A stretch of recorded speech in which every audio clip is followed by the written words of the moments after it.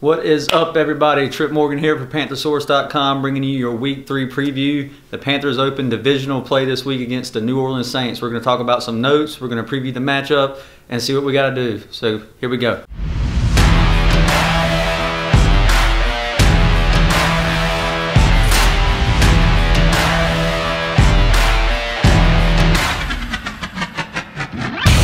First things first, star tight end Greg Olsen is out on injured reserve for 8 weeks for the Carolina Panthers. He can return in week 6 to practice. Alex Armah is being brought up from the practice squad for the Panthers.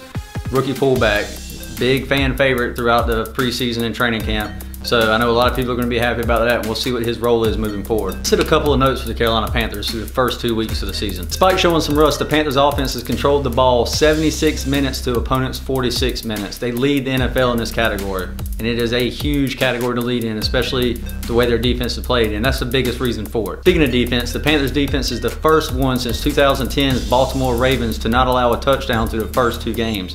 They are the first team since 1981 to keep teams to 3 points or fewer through the first 2 weeks. Talk about impressive. Now let's jump to the Week 3 preview. Let's compare some stats between the Saints offense and the Panthers defense coming into this first divisional matchup. The Saints offense has only converted 8 of 23 third downs so far this season. The Panthers defense has only allowed 6 of 23 third downs. The Saints offense comes in averaging 19 points a game. I don't think I have to tell you what the Panthers defense is averaging giving up to opposing offenses. It's 3. Just 3. Now let's look at the Panthers offense. A lot to talk about there. If you saw last week's video, you know one of the things I said the Panthers needed to carry over, and it's an obvious, needed to carry over from week 1 against the 49ers, was no sacks for Cam Newton. He never hit the ground. The Panthers offensive line did a solid job there. That was not the case in week 2. 6 total sacks for Cam Newton. Things didn't necessarily go great early on. Cam was keeping plays alive with his legs like he has done the majority of his career. They were constantly getting pressure and push off the defensive line for the Buffalo Bills. Matt Khalil had a terrible game in week 2 against the Buffalo Bills. He gave up 7 pressures, and there's no telling how many sacks out of that. I don't have that actual stat in front of me. But he gave up 7 pressures. The rest of the Panthers offensive line just gave up 2. Darrell Williams had 2 holding calls, so there's no telling what would have happened there either. But you can see as Matt Khalil in this play is beaten easily, constantly, this way, time and time again. Just couldn't get back far enough. Ron Rivera also stated that Matt Khalil needs to get a feel for Cam's deeper dropbacks. As you can see in that video, he seemed to stay a little bit short. I'm not sure how true all this is going to be. It might just be for the media and for fans. But Matt Khalil did not look good this game after looking pretty decent in week 1. So that's going to be something to watch moving forward. And he's got a much tougher task this week going against right defensive end Cameron Jordan. Something else we saw against the Bills that we might have to watch out for going forward. We've seen it now for the last 2 years with Cam Newton. You saw it in Super Bowl 50. It is what helped the Denver Broncos propel themselves to just demolish us in that Super Bowl. The Green Dog Blitz. You'll see here 52 waits a half a second just to go up to the A-gap blitz. What he's waiting on, it appears to be, to me anyway, the Green Dog Blitz is where they watch the halfback in the backfield. If the halfback takes off into a route, they stay with him in man-to-man coverage just like the rest of the defensive scheme. If he stays to block, they send that extra blitzer. The middle linebacker picks it up quick here, brings the pressure to Cam, makes him hit to the left, and then another guy comes in and finishes the play off.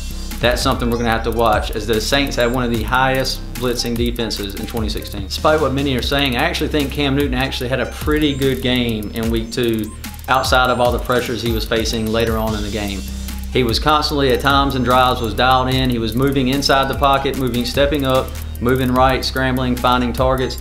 The one disappointing thing you saw again this week was he missed a wide open Christian McCaffrey in the end zone for 6 towards the end of the game. Would have absolutely sealed it. Instead, the Panthers had to settle for a field goal to go up 9-3 and give the Bills the last possession of the ball game. But as you'll see here, Newton constantly was moving up, hitting people. Devin Funchess, Kelvin Benjamin, both had big games before and after Greg Olsen went out. If there's a defense the Panthers offense can get rolling against, it's the New Orleans Saints. They're ranked last in the NFL in the defensive category for a team. I know Christian McCaffrey has not had a great bang to the season like everybody was thinking he was going to. He hasn't flashed a whole lot early on in regular season, but this could be the game that it happens. The New England Patriots did absolute work against the Saints defense with running backs coming out of the backfield, passing to them, getting open. Rex Burkhead had a very solid game.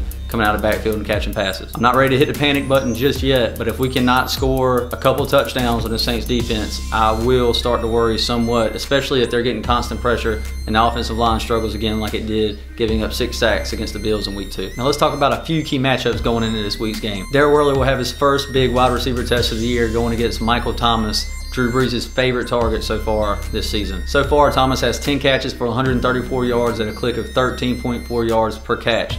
Worley was picked on a lot by Tyrod Taylor in the week 2 game against the Bills. This is going to be something to watch because Michael Thomas is a stud receiver. He broke out last year, had over 1,000 yards. We don't want to see Worley in that soft coverage get beat time and time again because Thomas can beat you in yak. I hit on this in the recap a little bit earlier, but the Panthers offensive line has to keep Cam Newton clean. I can't stress it enough. I don't think any of us can. The Saints defense only has 3 sacks coming into this game, but you know they're licking their chops after watching last week's film against the Bills.